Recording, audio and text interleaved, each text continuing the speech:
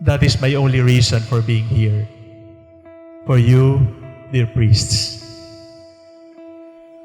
All I have done is to make you happy. And all I have done is to help you grow in holiness. Sometimes I am difficult to understand.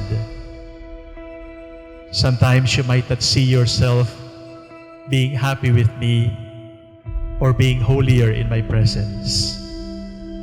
But believe me, if you will only begin by believing that I only want to make you happy and always happy as a priest, and I only want you to make holier as a priest, and I may be holy with you, you would understand why we have Human Signorai. You would understand why we have Missionaries of Mercy. You would understand why we dialogue. You would understand why I ask you to pray together. So, please, my dear brother priests, as I thank the Lord for the gift of having met you and worked with you for the past 11 years, I also ask you to constantly give me a chance, to just give me a chance to make you happy, to make you holy in this common vocation. So that when I face God and when my name is dropped in the Eucharistic prayer and I will lay beside Archbishop Cruz, you will just remember me as a bishop who wanted to make you happy always, and a bishop who wanted to be holy with you, holy priests. Life is full of signs. In fact, life itself is a sign. Life is a sign of God's love for us.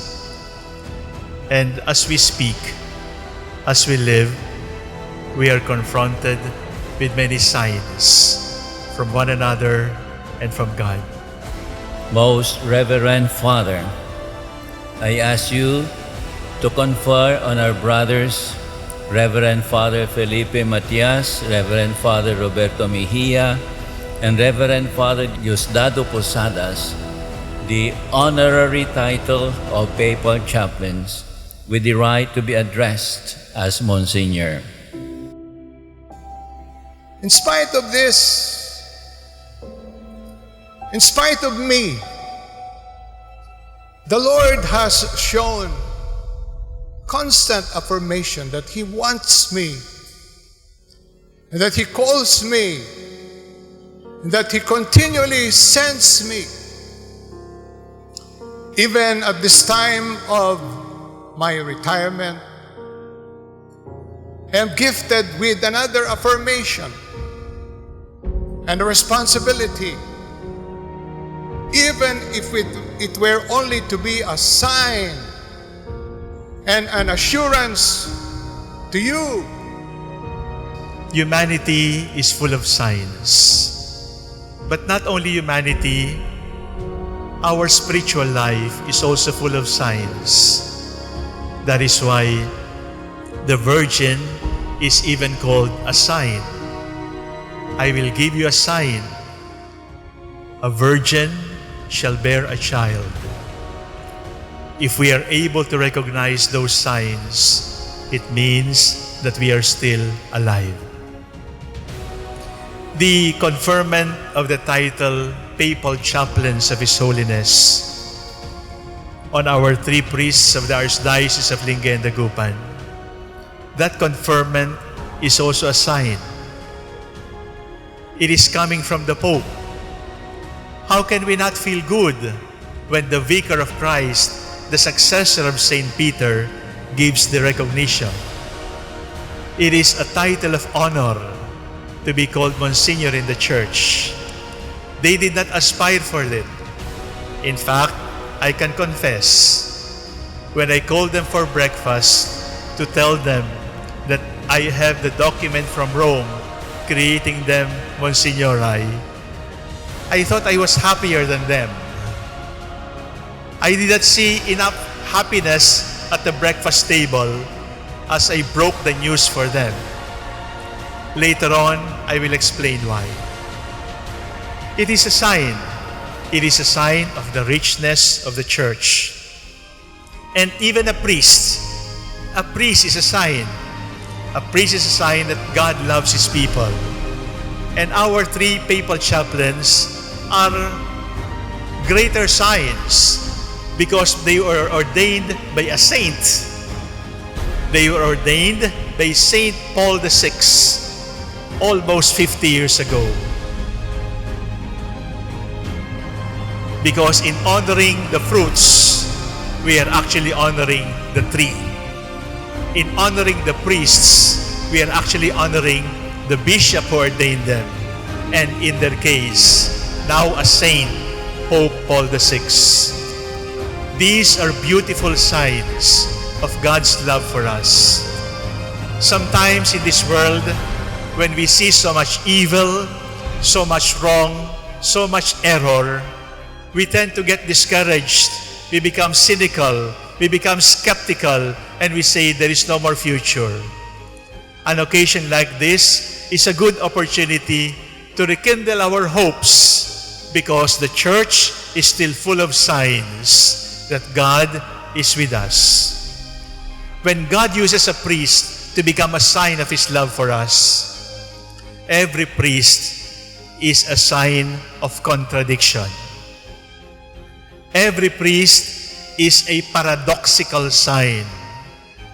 Every priest is a sign between 2 opposites. On one hand, it is very good because the Pope gave them the honor. On one hand, it is very good because we are honoring the bishop who ordained them 50 years ago. On one hand, it is very good. It is a recognition by the church of their fidelity to their priestly vocation. But on the other hand, it is not necessary. It is not necessary because God has already honored them immensely when they were baptized. And there is no honor that can equal being called children of God. My dear seminarians, my dear lay people, you don't have to be priests to be convinced that God has blessed you. Because by the very fact that you are baptized, that God has adopted you to become His children, you are already blessed. And there is nothing more that can add to it. The priesthood is not an honor added to the baptized. The priesthood is a task that is given to the baptized. The priesthood is not an award for the righteous, for the studious seminarians. The priesthood is a call to serve. It is an added burden. It is an added load to somebody who has already been baptized. And when I brought to prayer the facial reaction of our 3 elder brothers, when I broke to them the news that they were Monsignorai, and they did not seem very happy about it, I said, I only wanted to make them happy. How come I was happier than them?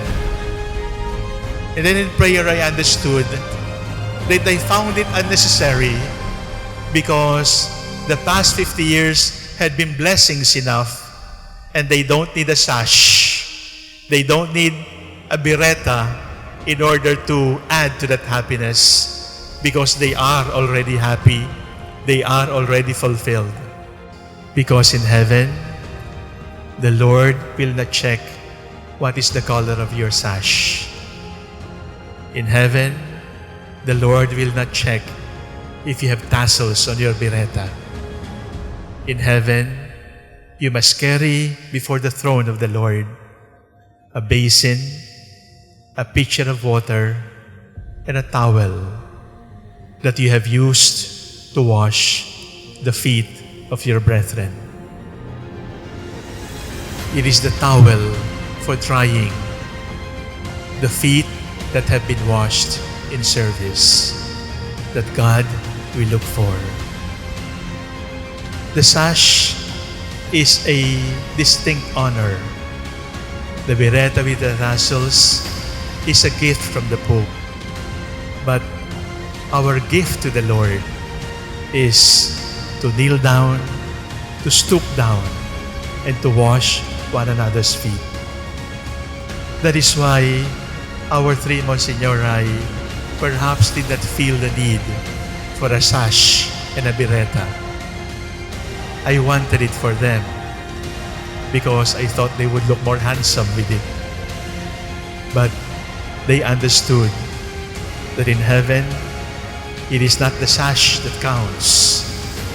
In heaven, it is not the red buttons that God looks for. In heaven, the basin with a pitcher of water and the wet towel that has been used to dry many feet washed. That is the most beautiful gift we can give to the Lord. And to have done it is honor enough.